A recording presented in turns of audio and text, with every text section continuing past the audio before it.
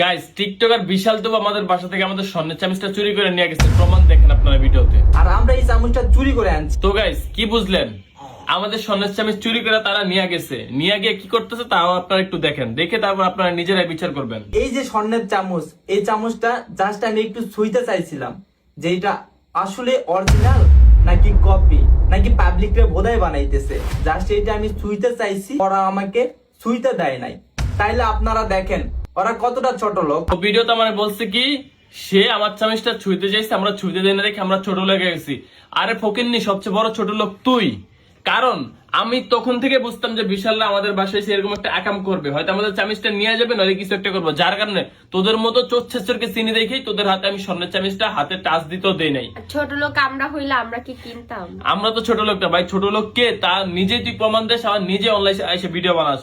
ওর একটু লজ্জা নাই, ওর যদি লজ্জা থাকতো তাহলে এই ভিডিও আবার বলতে পারতো না। ওদের ভিউ নাই তো তাই আমাদের ভিউ। আর গাইস আমরা খুব তাড়াতাড়ি তাদের বিরুদ্ধে ব্যবস্থা নিয়ে থাকবো, যদি তারা সত্যি আমাদের স্বর্ণের চামচ চুরি করে থাকে। তাই সে কিন্তু নিজে বিরুদ্ধে এসে স্বীকার করছে। এরপরে গাইস কি বলতেছে আপনারা একটু শুনেন, তারপর আমি বাদ বাকি কথা তাদের নিয়ে বলতেছে তারা কেমন মানুষ। এই স্বর্ণের চামচের জন্য আমাদের দুইজনকে নির্লজ্জ ভাবে অপমান করছে, আর আমরা এই চামচটা চুরি করে আনছি।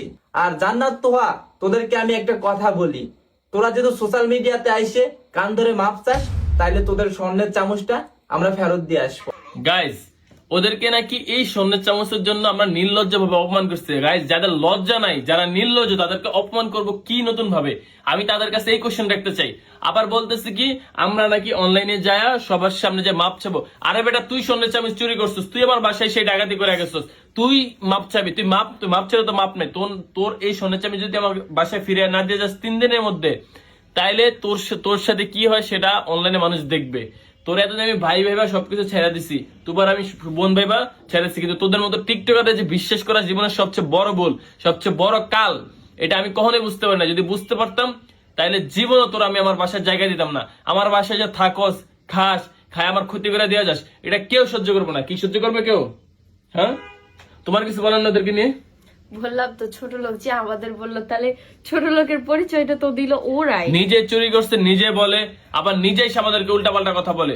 আরে বেটা তোর সাহস দিচ্ছে এত কথা বলার আমাদেরকে নিয়ে? হ্যাঁ, সামনে এসে কথা বল, পারলে সামনে এসে কথা বলে।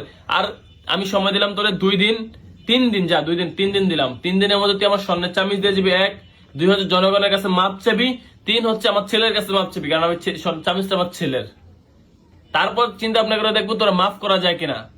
গাইস মানে এদের মতো লোক থেকে আপনারা সবসময় দূরে থাকবেন, কারণ এরা হচ্ছে যেই জায়গায় যায় ওই থাল ফুটা করে দেয়। সো এদের থেকে সবসময় দূরে থাকবেন, কারণ হয়েছে এরা খুবই জঘন্য লোক।